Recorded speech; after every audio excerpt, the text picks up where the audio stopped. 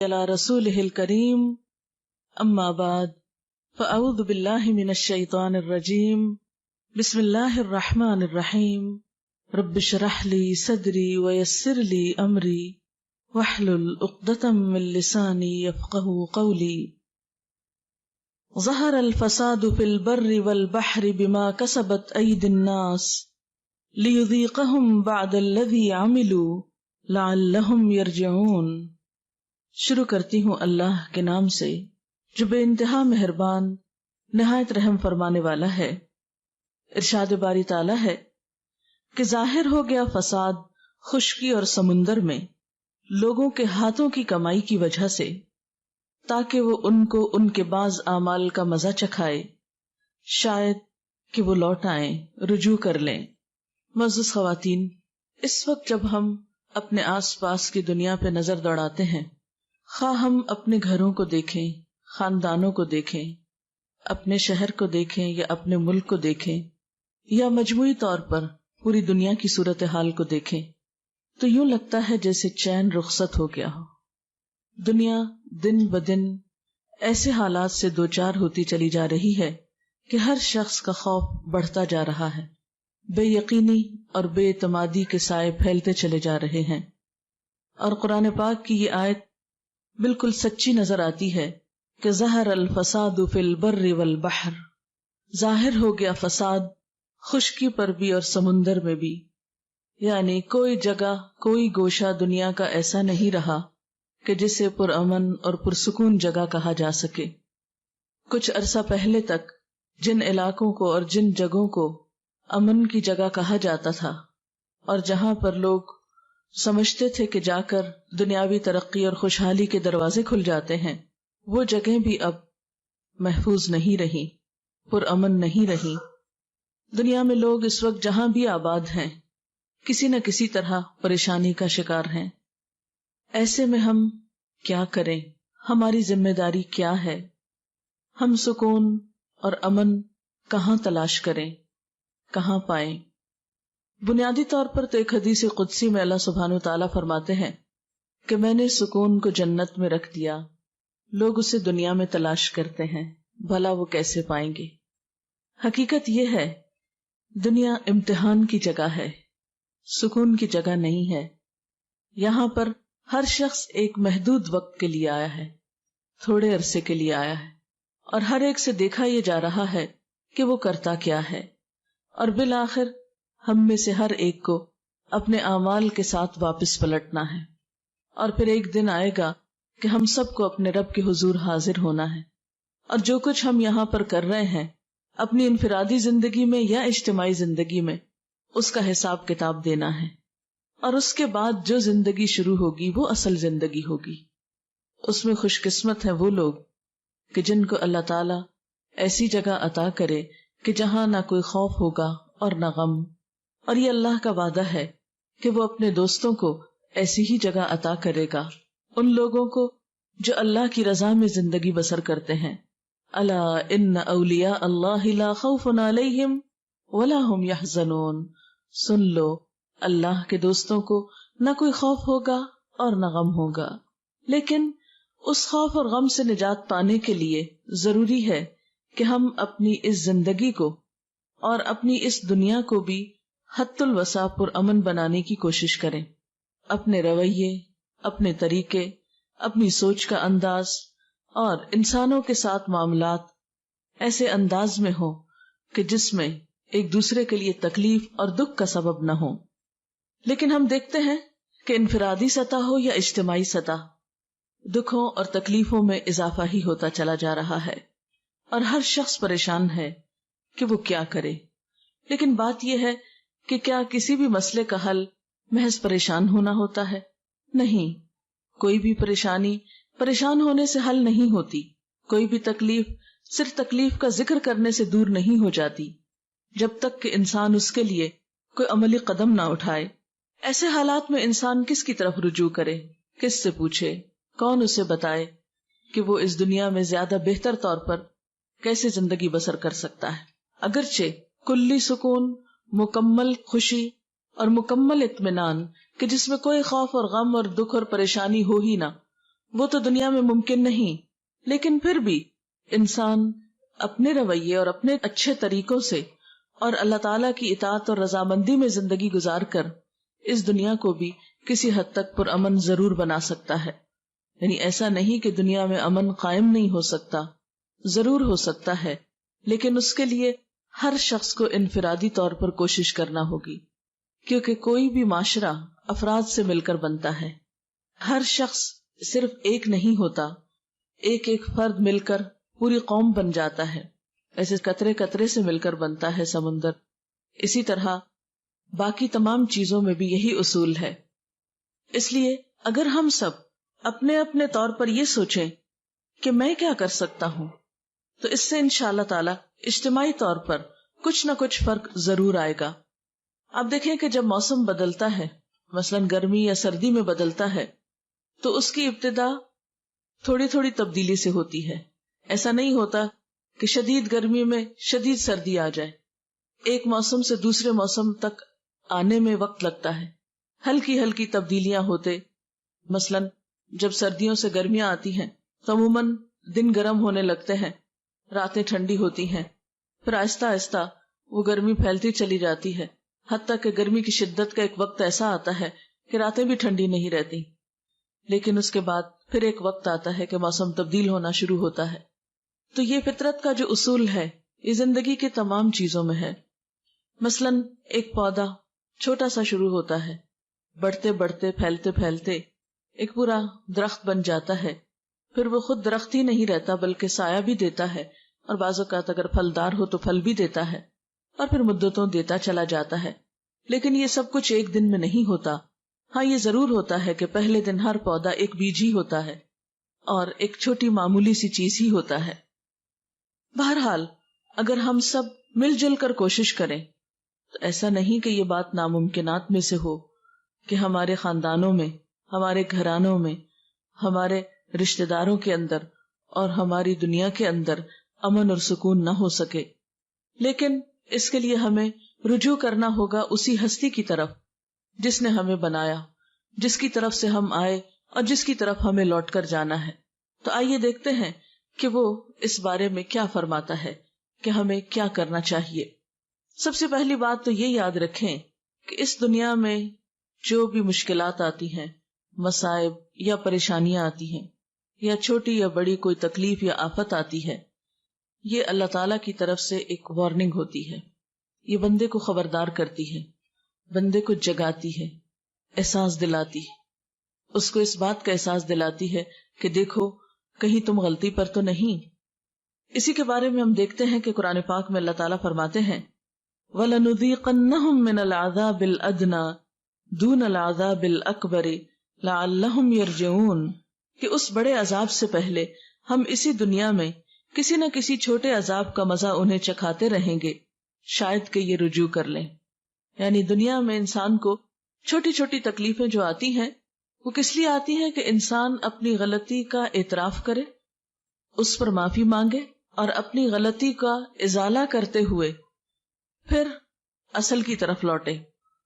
مثلا آپ نے دیکھا ہوگا کہ اگر عام حالات میں ہمیں اپنی غلطی کا احساس نہ ہو، لیکن جو ہی کوئی تکلیف آتی ہے، کوئی چوٹ لگتی ہے، کوئی پریشانی ہوتی ہے، تو فوراً پہلا خیال یہ آتا ہے کہیں مجھ سے کوئی ایسا گناہ تو نہیں ہو گیا، کہیں مجھ سے کوئی کوتاہی تو نہیں ہوگی. اور یہ خیال ہر دل میں آتا ہے، ہر اس دل میں جو زندہ ہو، ہر اس انسان کے اندر یہ سوچ ایک دفعہ ضرور آتی ہے کہ میں نے کچھ کیا تو نہیں ایسا کہ میرا رب مجھ سے ناراض ہو گیا ہو. اگرچہ انسان پر تکلیفیں اور آزمائشیں امتحان کے طور پر بھی آتی ہیں، ضروری نہیں ہوتا کہ ہر وقت انسان گناہگار ہی ہو تو اس کے اوپر پکڑ آئے، لیکن پھر بھی عموماً یہی ہوتا ہے کہ اللہ تعالیٰ بندہ مومن کے ساتھ ایک احسان فرماتا ہے کہ اس کو اس کی غلطیوں کا احساس دلاتا رہتا ہے. عام طور پر آنے والی تکلیف اور انسان کی غلطی میں کوئی نہ کوئی مماثلت ہوتی ہے. مماثلت کا مطلب یہ کہ کوئی ریزمبلنس ہوتی ہے. عموماً ہم نے کسی کے ساتھ کچھ ایسا کیا ہوتا ہے تو اللہ تعالیٰ کسی بندے سے وہی چیز ہمارے لیے کروا دیتا ہے. بعض اوقات ہم نے اگر کسی کا حق مارا ہے تو کوئی دوسرا ہمارا حق مار جاتا ہے. جب وہ ہمارا حق مارتا ہے تو پھر ہم اس وقت ضرور سوچتے ہیں کہ کبھی میں نے تو نہیں کسی کے ساتھ ایسا کیا. اور جس شخص کو یہ سوچ مل جائے جس کے اندر یہ احساس پیدا ہو جائے کہ کہیں میں نے تو نہیں کسی کے ساتھ زیادتی کی، کہیں میرا تو کوئی قصور نہیں، وہی انسان دراصل اللہ تعالیٰ کی محبت کا مرکز ہوتا ہے. یہ اللہ کا خاص انعام ہوتا ہے کہ وہ بندے کو ایسی مثبت سوچ دے. کیوں؟ اس لیے کہ ایک حدیث میں آتا ہے جس بندے سے اللہ تعالیٰ کو محبت ہوتی ہے وہ اس کو آزما لیتا ہے.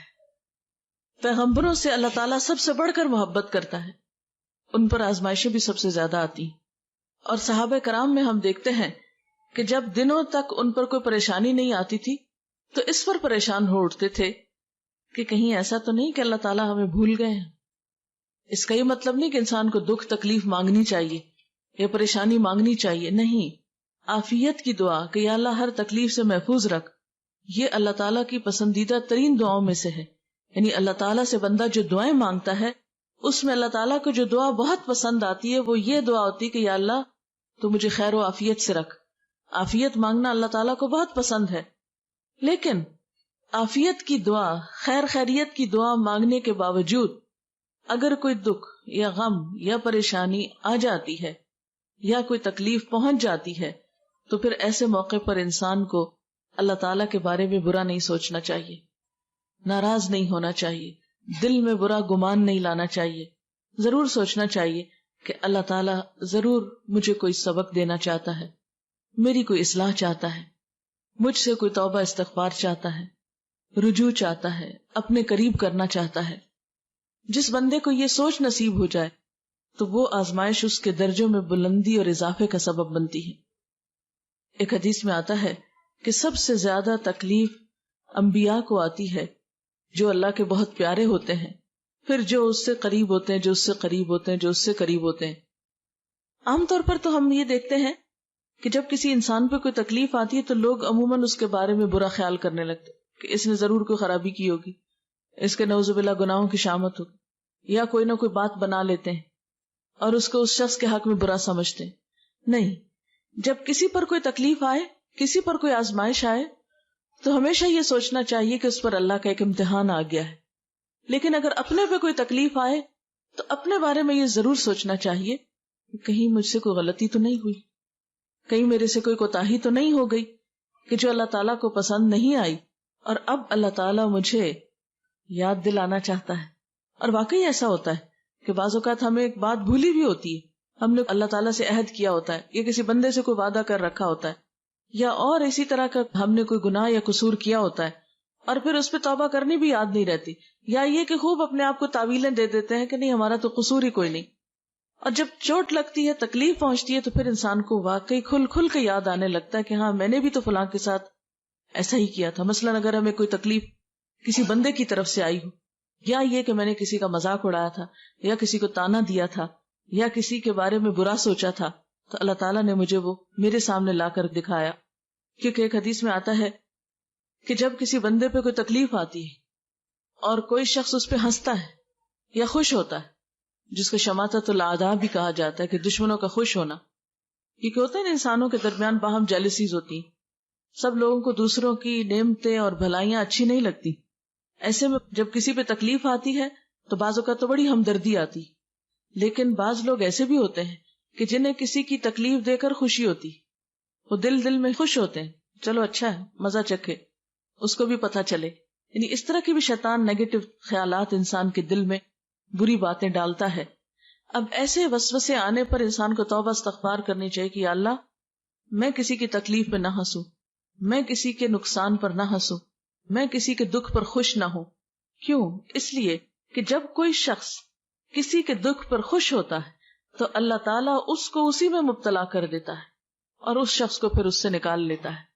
اسی لیے ہمیں نبی صلی اللہ علیہ وسلم نے وہ دعا سکھائی ہے، جب کسی مصیبت زدہ کو دیکھو تو دعا پڑھو، الحمدللہ الذی عافانی ممن ابتلاہ بہ، کہ اللہ کا لاکھ شکر ہے، سب تعریف اور شکر اس ذات کے لیے جس نے مجھے عافیت میں رکھا، مجھے بچا کے رکھا، مجھے محفوظ رکھا اس مصیبت سے جس میں اس نے دوسرے کو مبتلا کیا.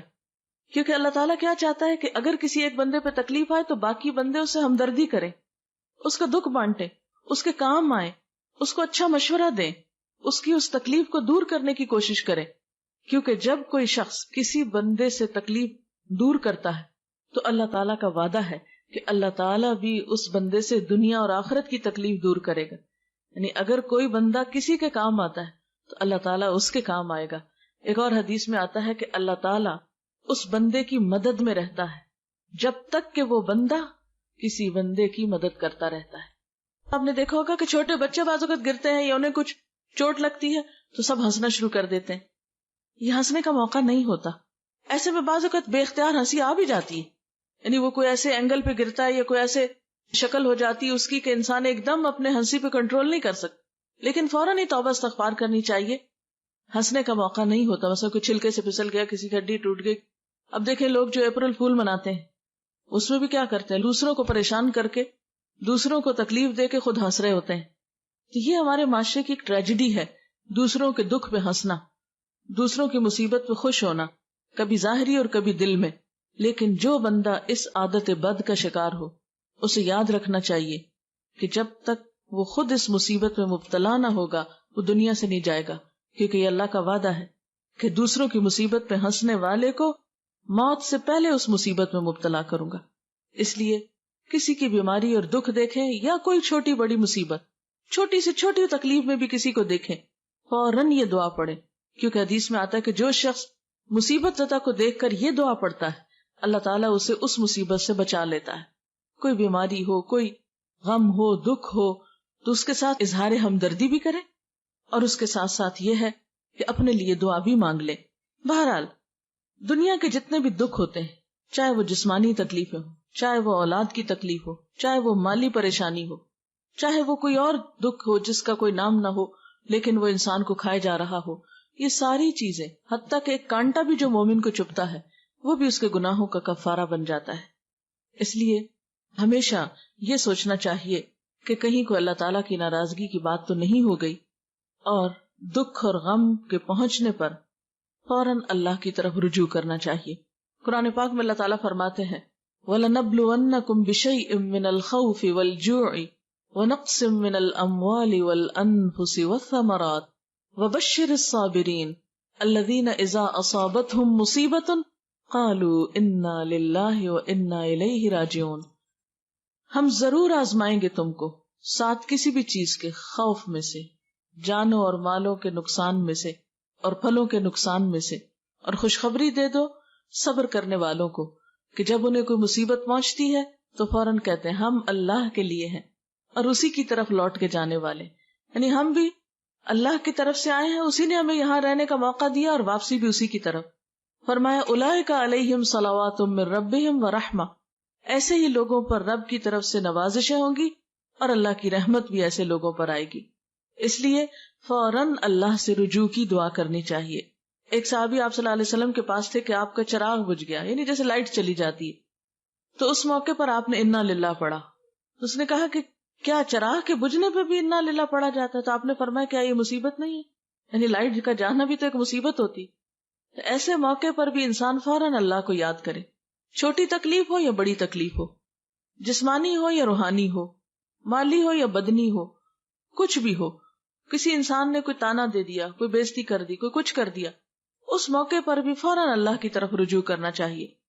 قرآن پاک میں اللہ تعالیٰ فرماتے ہیں وَأَنِيبُوا إِلَىٰ رَبِّكُمْ وَأَسْلِمُوا لَهُ مِن قَبْلِ أَن يَأْتِيَكُمُ الْعَذَابُ ثُمَّ لَا تُنصَرُونَ, اور پلٹ آؤ اپنے رب کی طرف اور مطیع بن جاؤ, یعنی اطاعت کرنے لگو اس کی, اس سے پہلے کہ تم پہ عذاب آ جائے اور پھر کہیں سے تمہیں مدد نہ مل سکے. یعنی اس سے پہلے کہ بڑی مصیبت میں پھنسو اپنے رب کی طرف پلٹ آؤ, لوٹ آؤ, معافی مانگ لو, اسے راضی کر لو, کیونکہ ویسے بھی جانا تو اس کی طرف ہے نا. خدا نہ خواستہ اس سے بڑی کوئی پریشانی آ گئی کہ جس میں زندگی سے بھی ہاتھ دھونا پڑ گیا, اللہ نہ کرے, تو پھر کیا ہوگا؟ پھر کیا منہ دکھائیں گے اس کو؟ پھر مرنے کے بعد تو کوئی اس کو راضی کر نہیں سکتا. یہی ایک چانس ہے, یہی ایک موقع ہے کہ اللہ تعالیٰ سے انسان گڑ گڑا کے دعائیں مانگے اور اس سے معافی مانگے اپنے سارے قصوروں کی کہ اللہ اگر یہ تکلیف تیری کسی ناراضگی کی وجہ سے آئی ہے تو میں اپنے سارے قصوروں کا اعتراف کرتا ہوں تاکہ تو مجھ سے راضی ہو جائے. اس لیے کہ اگر رب راضی تو ہر چیز انسان کے لیے آسان ہے, اور اگر وہ ناراض ہے تو دنیا کی ساری خوشیاں انسان کے لیے ہیج ہیں. سب سے بڑا غم انسان کا یہ ہونا چاہیے کہ میرا رب مجھ سے راضی ہو جائے. پھر اسی طرح آپ دیکھیں کہ بعض تکلیفیں تو ذاتی ہوتی ہیں، لیکن بعض تکلیفیں قومی اور اجتماعی ہوتی ہیں. آج کی دنیا میں اس وقت ہم دیکھتے ہیں کہ امت مسلمہ پہ ایک بہت سخت وقت ہے.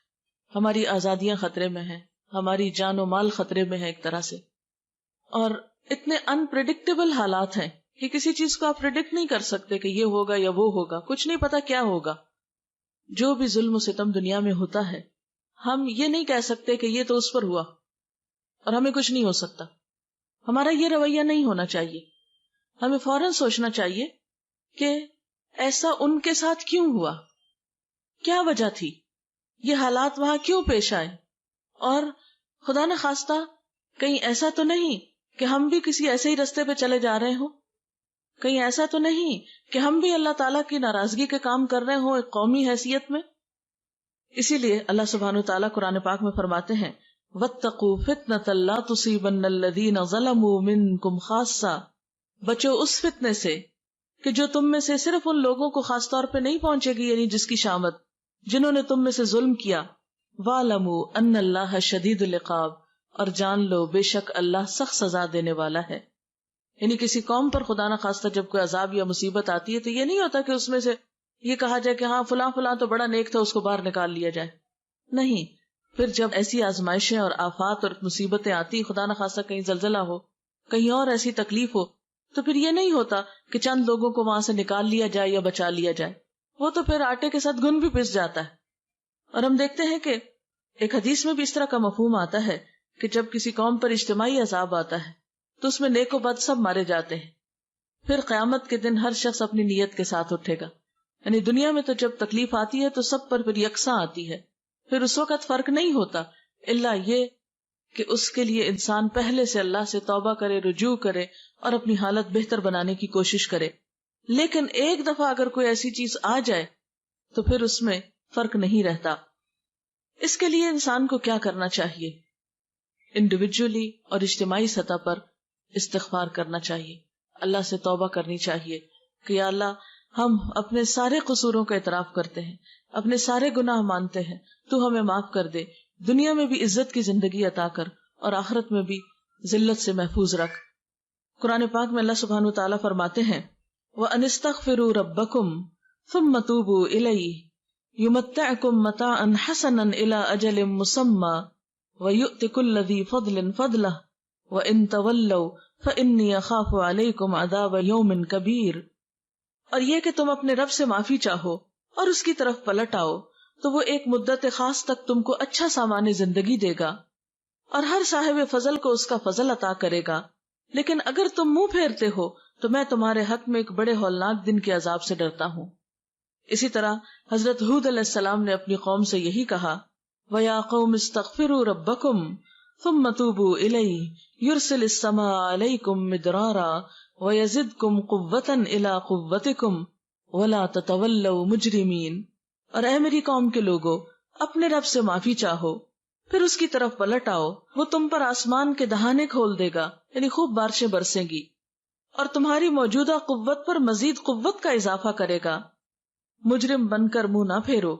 یعنی انسان کو دنیا میں قوت حاصل کرنے کا طریقہ کیا بتایا گیا کہ تم اپنے رب کو راضی کرو، کیونکہ حقیقت یہ ہے کہ جس کے ساتھ اللہ کی مدد ہو، جس کے ساتھ اللہ تعالی کی رحمت ہو، پھر وہ شخص کہیں بھی نقصان نہیں اٹھاتا، کیونکہ اس کائنات کی سب سے بڑی قوت اللہ کی قوت ہے. اور جس نے اپنے رب کو راضی کر لیا اس نے سب سے مضبوط سہارے کو تھام لیا، وہ اللہ کی حفاظت میں آ گیا، اور جو اللہ کی حفاظت میں آ جائے اسے کوئی بھی پھر نقصان نہیں دے سکتا. اور اللہ کی حفاظت میں آنے کے لیے کیا نسخہ ہے؟ استغفار کا نسخہ ہے. اور قرآن پاک میں الگ الگ کے علاوہ سب کو مل کر بھی استغفار کرنے کے لیے کہا گیا ہے.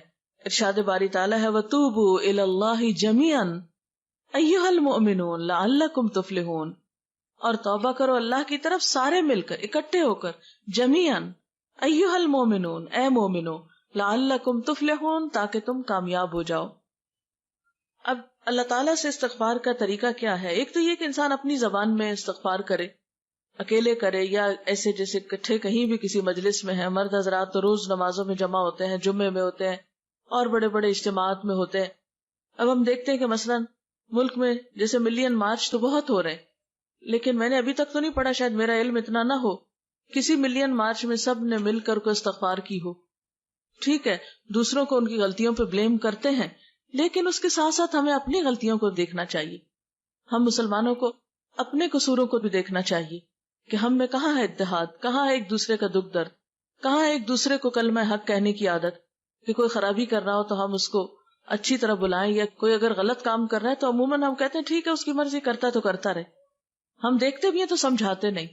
مثلا آپ کسی خاندان میں ہی دیکھ لیں، پہلے کیا ہوتا تھا کہ گھر کے بڑے بزرگوں کا ایک مقام ہوتا تھا کہ کہیں پر بھی خاندان میں کوئی خرابی، کہیں کوئی زیادتی دیکھتے تھے تو مل ملا کر اس کو ٹھیک کرنے کی کوشش کرتے تھے.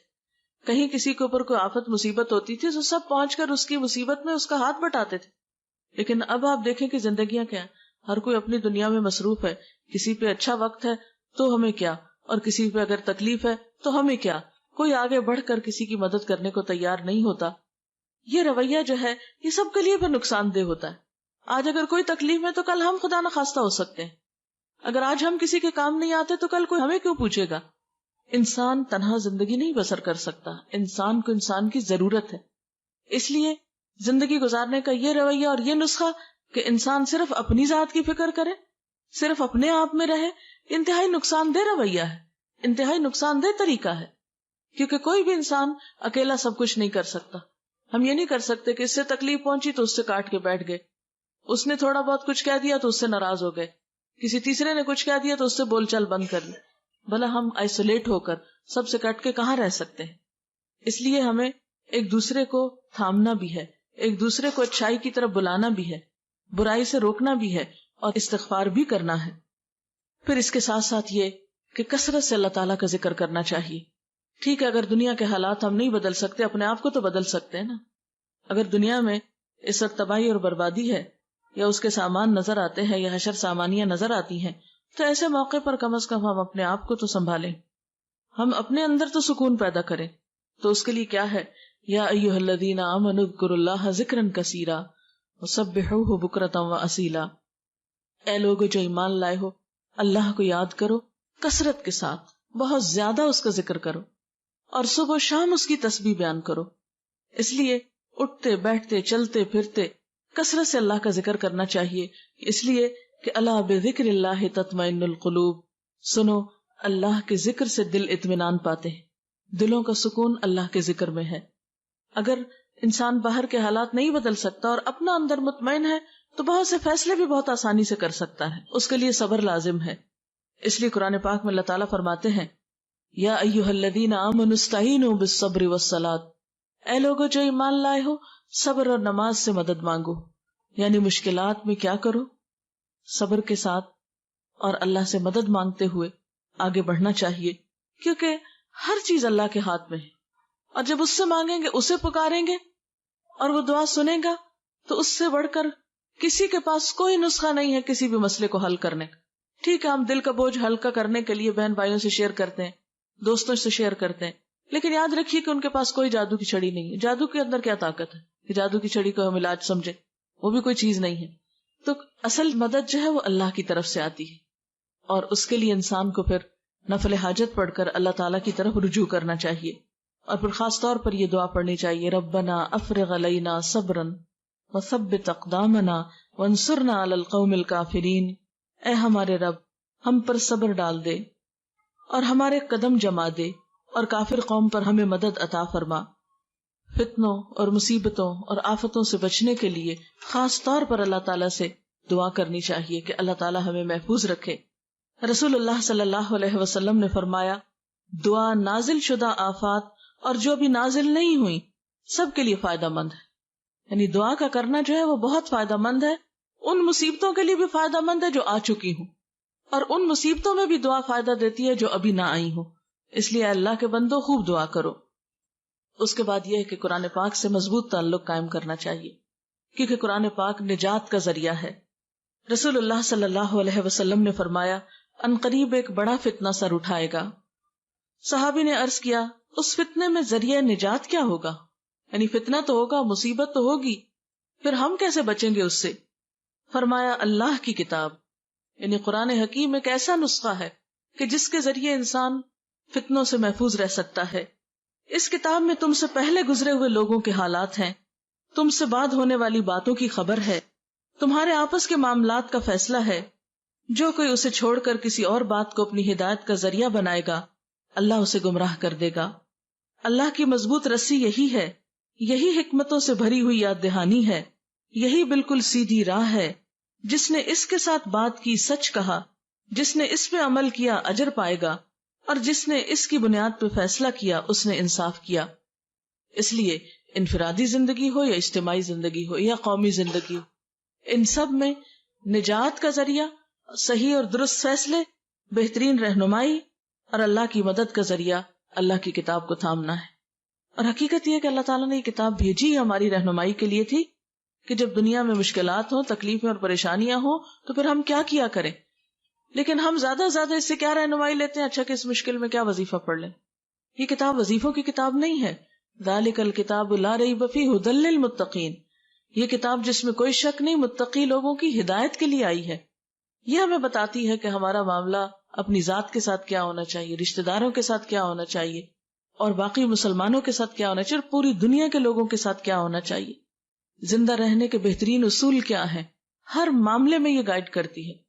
اللہ تعالیٰ فرماتے ہیں کہ لَقَدْ أَنزَلْنَا إِلَيْكُمْ كِتَابًا فِيهِ ذِكْرُكُمْ، ہم نے تمہاری طرف کتاب اتاری ہے جس میں تمہارا اپنا ذکر ہے، تمہاری ہی باتیں ہیں۔ تو جس چیز میں ہمارا ذکر ہے، ہماری باتیں، اور ہم ہی نہ پڑھیں تو ہمیں کون پھر گائیڈ کر سکتا ہے، کون ہمیں رہنمائی دے سکتا ہے؟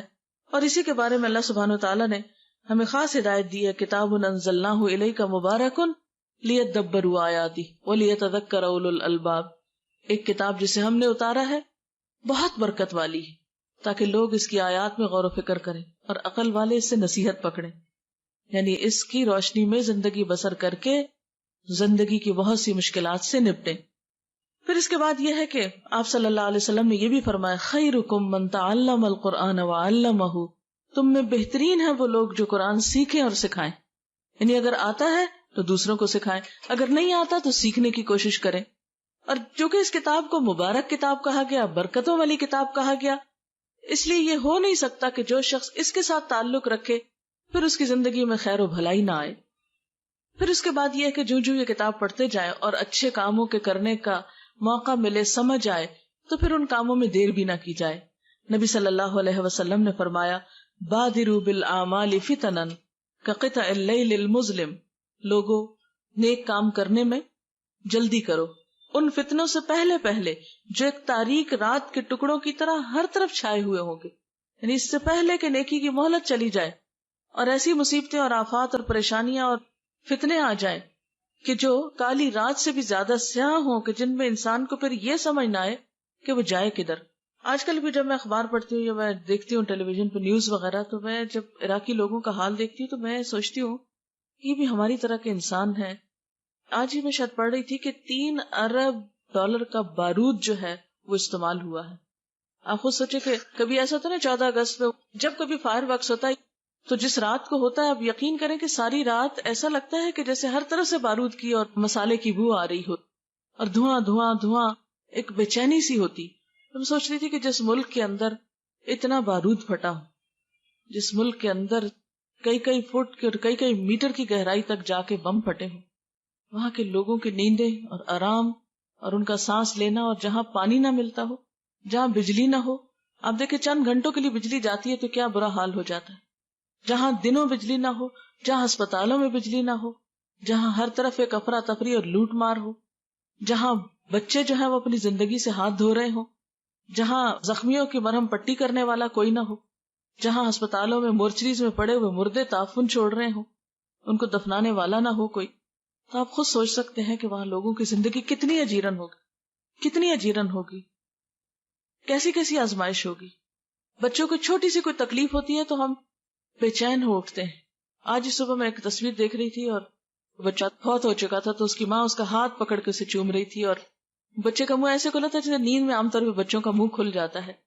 ایسے ماں کا حال دیکھ کے بالکل صبر نہیں مجھے آ رہا تھا کہ یا اللہ ہم بھی مائیں ہیں اور ہم اپنے بچوں کو ذرا سی دیر نہ دیکھے تو ہمیں چین نہیں آتا۔ یہ بھی انسان ہیں، یہ بھی مائیں ہیں، اور ان کو اپنے کوئی مستقبل کا نہیں پتا کہ امن ہوگا کہ نہیں، زندگی ہوگی کہ نہیں، کھانے کو ملے گا کہ نہیں، کاروبار بنے گے کہ نہیں، جابز ملیں گے کہ نہیں، ہر چیز کی بے یقینی. یہ ساری آفت جو ہے یہ اگر انسانوں کے گروہ پہ آ گئی ہے تو آپ دیکھ ہی رہے ہیں کہ دنیا میں باتیں کیا ہو رہی ہیں کہ اب کس کی باری ہے. حیرت ہوتی ہے مجھے ایسی باتیں سن کر اور کر کے کہ ہم کس بات کے انتظار میں بیٹھے، اب کس کی باری. یعنی یوں لگتا ہے جیسے میچ کھیلا جا رہا ہو اور ایک دوسرے سے پوچھ رہے ہو کہ اب کس کی باری ہے. یعنی کس قدر افسوسناک حال ہے اور کتنی بے حسی ہے کہ بجائے اس کے کہ ہم اللہ سے توبہ کریں اور استغفار کریں، ہم اس انتظار میں بیٹھے ہیں کہ اب کس کی باری ہے. کوئی کھیل ہے، کوئی میچ ہے کہ جس کو ہم دیکھ دیکھ کے لطف اندوز ہو رہے ہیں. تو ایسے موقعوں پر جو نیکی اپنی ذاتی حد تک خود کسی کو احساس دلا کے یہ کوئی نیکی کا اچھا کام ہم کر سکتے ہیں تو وہ تو کم از کم کریں. آپ نے فرمایا کہ نیک اعمال کرنے میں دیر نہ کرو. کوئی پتہ نہیں کل کا دن کیسا ہو، کوئی پتہ نہیں کہ اگلا سال کیسا ہو، کل کا وقت کیسا آئے. اس لیے جو خیر بھلائی آج کر سکتے ہو اسے نہ ٹالو. اور اس میں آپ دیکھیں کہ سب سے پہلے ہمیں اپنے فرائض پورے کرنے چاہیے. ہم نماز میں سستی کر دیتے ہیں، اچھا ابھی پڑھی ہے چلو پھر پڑھ لیں گے، ابھی نیند آ رہی ہے، ابھی ذرا ہم بازار میں ہیں، ابھی ہم وہاں جا رہے ہیں، ابھی جلدی ہے. کوئی نہ کوئی بہانہ کر کے ہم نمازیں چھوڑے رکھتے ہیں. آپ دیکھیں نماز وہ چیز ہے کہ جس کا قیامت کے دن سب سے پہلا سوال ہوگا. اگر یہی پوری نہیں تو آگے وہ کیا دکھائیں گے؟ یا تو ہم یہ کہیں کہ ہم نے مرنا نہیں، یا یہ کہیں کہ مرنے کے بعد جی نہیں اٹھنا، یا یہ کہیں کہ کوئی حساب کتاب ہے ہی نہیں. اگر ہم یہ کہتے ہیں تو پھر ٹھیک ہے، جیسے چاہیں زندگی بسر کریں. جب ہم مانتے ہیں کہ قیامت آنی، جب ہم مانتے ہیں کہ ہم سے سوال ہوگا، تو پھر ہم اپنے فرائض کیوں نہیں پورے کرتے؟ فرض ہوتا ہے، وہ لازمی چیز ہے، اس کا حساب ہونا ہے، اس کی پوچھ ہونی ہے. اس لیے اس کو کیے بغیر چارہ ہی نہیں، اس کو کیے بغیر گزارا ہی نہیں. وہ اسی وقت ہوگا جب ہم کریں گے. تو اس لیے سب سے پہلی چیز تو ہمیں اپنے فرائض کے کرنے میں اپنی نمازوں کی پابندی اور اپنے باقی فرائض جو ہمارے حقوق العباد کی طرف مثلاً جو ہے ان کی طرف ہمیں توجہ دینی چاہیے. نبی صلی اللہ علیہ وسلم نے خاص طور پر دوسروں کا حق مارنے سے منع کیا ہے. اور دوسروں کا حق کیا ہے؟ مثلا بہن بھائیوں کا حق مار جانا، یا دوسروں کا حق مار کے ایک بچے کو دے دینا، یا اسی طرح کے اور بہت سے ظلم و ستم کے معاملات ہمارے معاشرے میں ہوتے رہتے ہیں. مثلا ہمارے یہاں لڑکیوں کو وراثت سے محروم کر دیا جاتا ہے، یا اسی طرح یہ ہے کہ جو رشتہ دار کمزور ہوتے ہیں یا یتیم بچے ہوتے ہیں، بعض اوقات ان کی پراپرٹی پہ، ان کے مال پہ، ان کی چیزوں پہ قبضہ کر لیا جاتا ہے. تو یہ ساری ظلم کی قسمیں ہیں. اور آپ کو یہ تو معلوم ہے کہ بندے جب تک حق معاف نہیں کریں گے اللہ تعالیٰ بھی معاف نہیں کریں گے. حقوق العباد کی ادائیگی جو ہے وہ بہت ضروری ہے. اس کے لیے آپ صلی اللہ علیہ وسلم نے فرمایا ظلم کرنے سے بچو، اس لیے کہ ظلم قیامت والے دن اندھیروں کا باعث ہوگا. یعنی کہ ظلم جو ہے وہ اندھیرے کی شکل میں انسان کے ساتھ ہوگا قیامت کے دن. اندھیرا کیسی چیز ہوتی ہے کہ آپ بیٹھے اور لائٹ چلی گئی تو ایک دم دل پھٹنے لگتا ہے کہ یہ کیا، یعنی ایک ناپسندیدہ چیز ہے. تو قیامت کا دن جو اتنا طویل دن ہوگا، وہاں اگر انسان اندھیروں میں ہو تو اس کے پاس کیا باقی رہا. پھر اسی طرح یہ ہے کہ صدقہ خیرات کا خصوصی اہتمام کرنا چاہیے. کسی بھی آفت، تکلیف، مصیبت پہ تھوڑا ہو یا زیادہ کچھ نہ کچھ صدقہ ضرور کرنا چاہیے. آپ صلی اللہ علیہ وسلم نے فرمایا صدقہ و خیرات میں جلدی کرو، اس لیے کہ بلا صدقے سے نہیں بڑھتی. یعنی جب انسان صدقہ کرتا ہے تو بلائیں جو ہیں وہ واپس پلٹ جاتی ہیں. ایک اور موقع پہ فرمایا صدقہ اللہ کے غضب کو ٹھنڈا کرتا ہے اور بری موت سے بچاتا ہے انسان کو. پھر اسی طرح یہ ہے کہ ہمیں صرف خود اچھے کام نہیں کرنے، دوسروں کو بھی بتانے ہیں. نیکی کا حکم دینا اور برائیوں سے روکنا. اللہ تعالیٰ فرماتے ہیں والعصر ان الانسان لفی خسر الا الذین آمنوا وعملوا الصالحات وتواصوا بالحق وتواصوا بالصبر. قسم ہے زمانے کی، بے شک انسان خسارے میں ہے سوائے ان لوگوں کے جو ایمان لائے، جنہوں نے نیک عمل کیے، ایک دوسرے کو حق بات کہی اور ایک دوسرے کو صبر کی تلقین کی.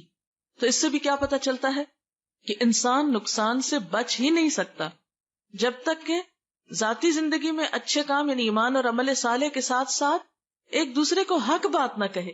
بعض اوقات ہم ایک بات اپنے دل میں محسوس کر رہے ہوتے ہیں کہ بات سچی یہ ہے اور حقیقت یہ ہے، لیکن ہم دوسرے کے لحاظ میں اس کو نہیں بتاتے کہ دوسرا مائنڈ کر جائے گا، دوسرے کو اچھا نہیں لگے گا.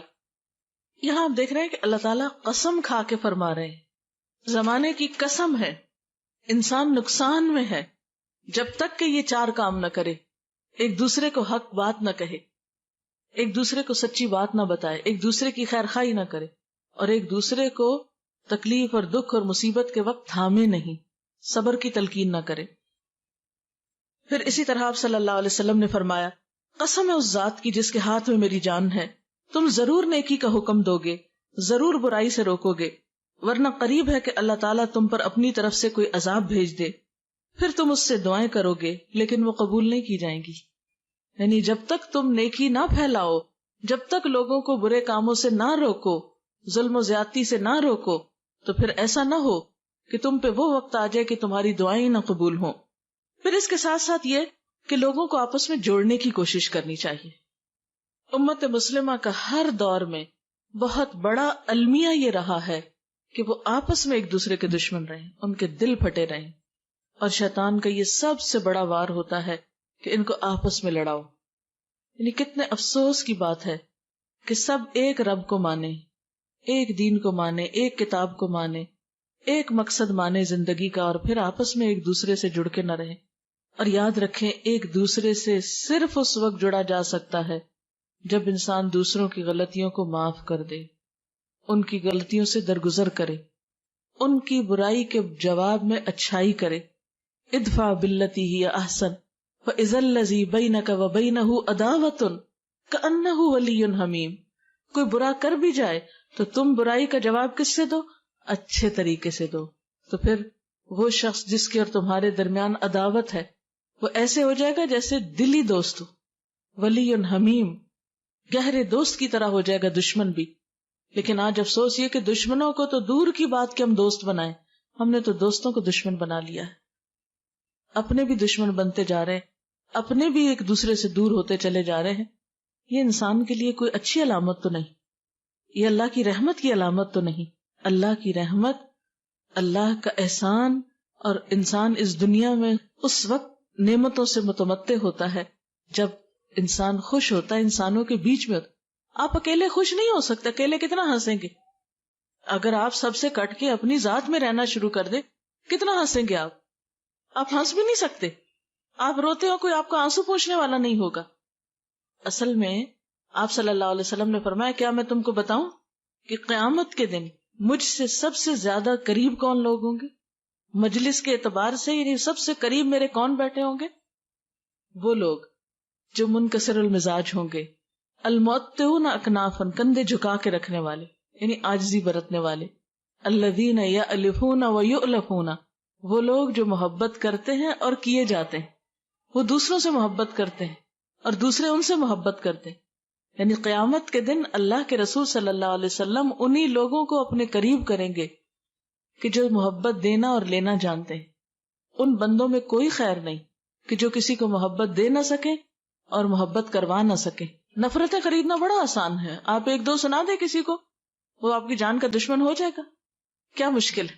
لیکن کسی انسان کو، اور وہ بھی اس کو کہ جو آپ سے دور بھاگتا ہو، آپ سے برا کرتا ہو، اس کو اپنا بنانا، یہی تو امتحان ہے، یہی تو ایک آزمائش ہے۔ اور جو شخص ان تکلیفوں پہ صبر کر سکتا ہے وہی ایک خوشحال زندگی بسر کر سکتا۔ خیر تنہا ہونے میں نہیں ہے، خیر مل جل کے رہنے میں ہے۔ جب خاندانوں کے اندر آپس میں محبتیں ہوتی تھی، آپس میں کھلے دل سے لوگ ایک دوسرے کو ملتے تھے تو اس کو انجوائے بھی کرتے تھے۔ جب سے ہم صرف اپنی ذات کے لیے بھلائی اور خیر اور صرف خود خوش ہونا چاہتے اور ہم سکڑتے چلے جا رہے تو اس میں حقیقی خوشیاں نہیں رہی۔ مثلا ایک بہو ہی آتی، پہلے تو سب سے شوہر کو اس کے ماں باپ سے کاٹتی ہے، پھر جب بچے پیدا ہوتے ہیں تو ان کو رشتہ داروں سے کاٹ دیتی ہے، اور صرف ایک یک رخا خاندان اپنے میکے کے ساتھ ہی جوڑ کے رکھنے کے ادھوری خوشیاں پاتی۔ لیکن وہ جو دونوں خاندانوں سے بنانا جانتی ہے وہ اصل خوشیاں پانا جانتی۔ لیکن یاد رکھیں کہ کچھ لوگ تو ہمیں محبت دیتے ہیں، کچھ کو ہمیں دینی پڑتی۔ یعنی اپنے ماں باپ تو ہمیں دیتے ہیں، جواب میں اگر ہم نے دے دی تو کیا دیا، لیکن سسرال والے دیتے نہیں، انہیں دینی پڑتی۔ تو جب آپ دے کے وہاں سے لیتے، ایک تو نا کہ آپ لے کر دیتے ہیں، اور ایک یہ کہ دے کر لیتے ہیں، تو ماں باپ سے لے کر جواب میں دیتے ہیں اور سسرال کو دے کر جواب میں لیتے ہیں۔ اور صرف ماں باپ اور سسرال ہی کا کمپیریزن نہیں، سارے انسانوں کی یہی دو قسمیں۔ کچھ لوگ یک طرفہ طور پہ آپ سے محبت کرتے، آپ کچھ بھی کریں وہ آپ سے محبت کرتے ہیں، لیکن کچھ لوگوں کو آپ کو محبت دینی ہے تب وہ آپ سے محبت کریں گے۔ اس میں آپ کا کیا کمال ہے کہ کوئی خود سے ہی آپ سے محبت کر رہا ہے، اس میں آپ کا تو کمال نہیں۔ آپ کا کمال اس میں ہے کہ جو آپ سے کٹے، جیسے وہ حدیث قدسی میں آتا ہے جو مجھ سے کٹے میں اس سے جڑوں. لیکن ہم اکثر یہ بھی معلوم کرنے کی کوشش نہیں کرتے کہ کوئی مجھ سے کٹ رہا ہے تو کیوں کٹ رہا ہے. ہم کہتے ہیں ٹھیک ہے تم روٹھے ہم چھوٹے, نہیں بولتے تو نہ بولو جاؤ.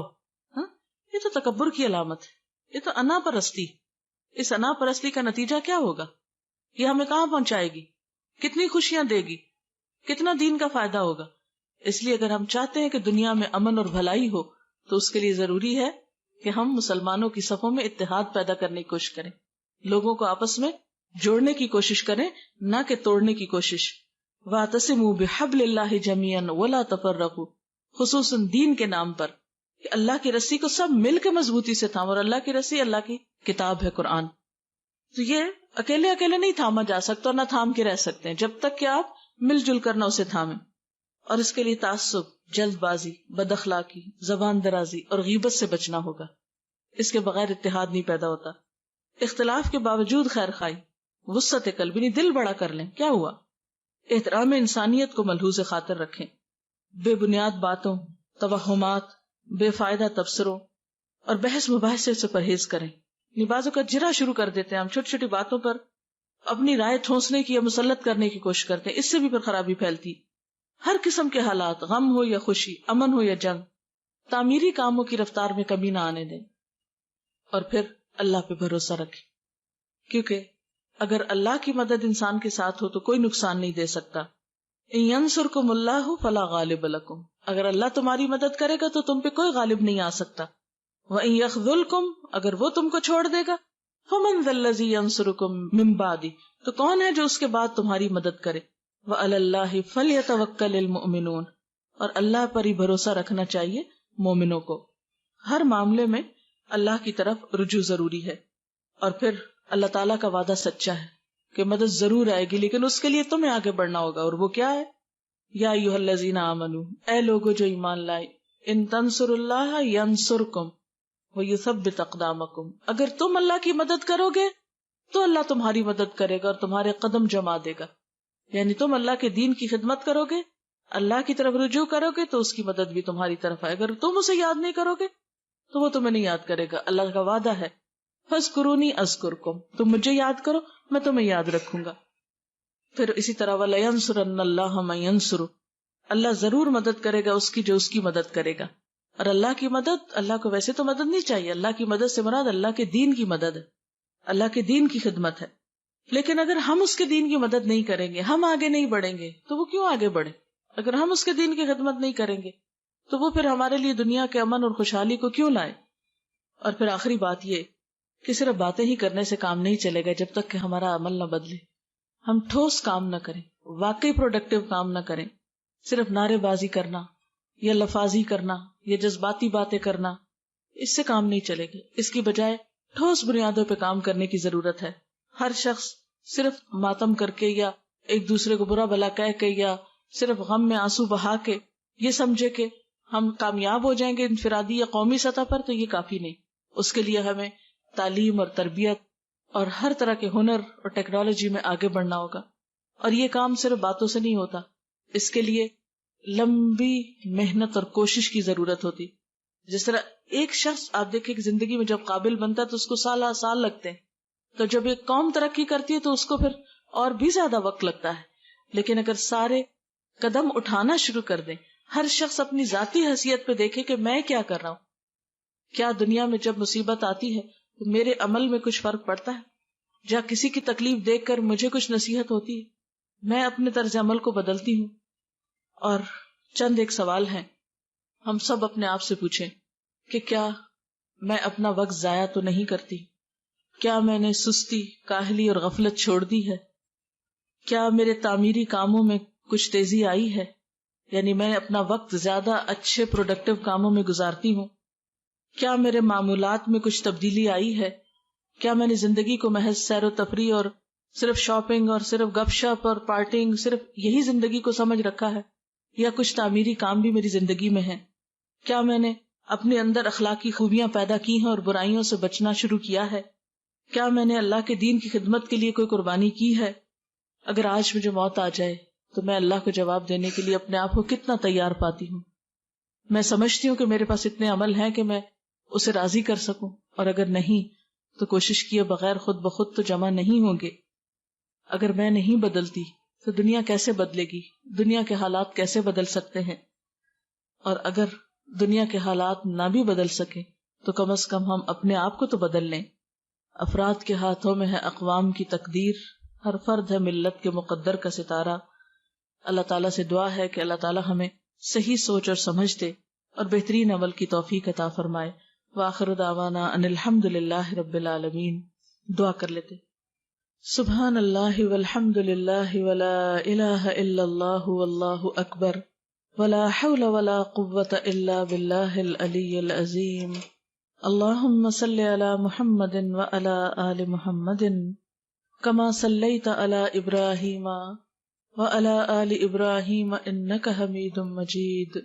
اللہم بارک علی محمد وعلی آل محمد کما بارکت علی ابراہیم وعلی آل ابراہیم انک حمید مجید۔ ربنا آتنا فی الدنیا حسنۃ وفی الآخرۃ حسنۃ وقنا عذاب النار۔ ربنا لا تزغ قلوبنا بعد اذ ہدیتنا وہب لنا من لدنک رحمۃ انک انت الوہاب۔ ربنا ہب لنا من ازواجنا وذریاتنا قرۃ اعین واجعلنا للمتقین اماما۔ یا حی یا قیوم برحمتک نستغیث، لا الہ الا اللہ انت الحلیم الکریم۔ سبحان اللہ رب العرش العظیم والحمد للہ رب العالمین۔ رب نسألک موجبات رحمتک وعزائم مغفرتک والغنیمۃ من کل بر والسلامۃ من کل اسم، لا تدع لنا ذنبا الا غفرتہ ولا ہما الا فرجتہ ولا حاجۃ ہی لک رضا الا قضیتہا یا ارحم الراحمین۔ یا اللہ پاک، جو کچھ ہم نے پڑھا ہے اپنی رحمت سے اسے قبول فرما۔ یا اللہ تو ہم سب کو معاف فرما دے۔ یا اللہ ہمارے گناہوں سے درگزر فرما۔ یا اللہ ہم اپنے سارے قصوروں کا اعتراف کرتے ہیں، یا اللہ تو ہماری اصلاح فرما دے۔ یا اللہ ہمیں ہمارے نفس کے شر سے بچا لے۔ یا رب العالمین ہماری عبادت میں لذت پیدا کر دے، ہمیں نماز کا شوق عطا کر دے۔ یا رب العالمین ہمیں نمازوں کو اچھی طرح پورا کرنے کی توفیق عطا فرما۔ یا اللہ تو ہمیں صدقہ خیرات کی توفیق عطا فرما۔ یا اللہ تو نیکیوں کا شوق عطا کر دے، برائیوں سے نفرت دے دے۔ یا اللہ تو ہمارے گناہوں کو معاف کر دے۔ یا اللہ تو ہمیں قرآن پاک کی محبت عطا کر دے۔ یا رب العالمین تو ہمیں جنت الفردوس میں جگہ عطا فرمانا۔ یا اللہ دوزخ کے عذاب سے بچانا، دنیا کی تمام آزمائشوں سے محفوظ رکھنا۔ یا اللہ تو پاکستان کی حفاظت فرما۔ یا اللہ پاکستان کی حفاظت فرما۔ یا اللہ مسلمانوں کے دلوں کو باہم جوڑ دے، ان نفرتوں کو ختم کر دے۔ یا رب العالمین تو ہمارے گھرانوں میں سکون پیدا کر دے۔ یا اللہ ہمارے بچوں کو ہدایت عطا فرما۔ یا اللہ ہم سب کے دکھ دور فرما، بیماریاں اور تکلیفیں دور فرما۔ یا اللہ ساری بھلائی تیرے ہاتھ میں ہے، سارا اختیار تیرے پاس ہے۔ یا اللہ تو ہمیں قرآن کی سچی محبت عطا کر دے۔ یا اللہ تو ہمارے لیے نیکیوں کے راستے کھول دے۔ یا رب العالمین جتنی بہنیں آئی ہیں ان سب کا آنا قبول فرما۔ یا اللہ سب کے بچوں کو ہدایت عطا فرما، دنیا اور آخرت کی کامیابی عطا فرما۔ ہم سب کے والدین پر اپنی رحمت فرما۔ یا اللہ تو ہماری کوتاہیوں سے درگزر فرما۔ ربنا ہب لنا من ازواجنا وذریاتنا قرۃ اعین واجعلنا للمتقین اماما۔ لا حول ولا قوة الا باللہ العلی العظیم۔ ربنا لا تزغ قلوبنا بعد اذ ہدیتنا وہب لنا من لدنک رحمۃ انک انت الوہاب۔ ربنا لا تؤاخذنا ان نسینا او اخطأنا ربنا ولا تحمل علینا اصرا کما حملته علی الذین من قبلنا ربنا ولا تحملنا ما لا طاقت لنا به واعف عنا واغفر لنا وارحمنا انت مولانا فانصرنا علی القوم الکافرین۔ یا اللہ پاک تو ہم سب پر اپنی رحمت نازل فرما۔ جنہوں نے اس مجلس کا اہتمام کیا ہے انہیں دنیا اور آخرت کی بھلائی عطا فرما، ان کے سارے دکھوں تکلیفوں اور پریشانیوں کو دور فرما، جتنی بہنیں یہاں آئی ہیں ان سب کے دکھ تکلیفیں پریشانیاں دور فرما، سب کو اپنی رحمتوں سے ڈھانپ لے۔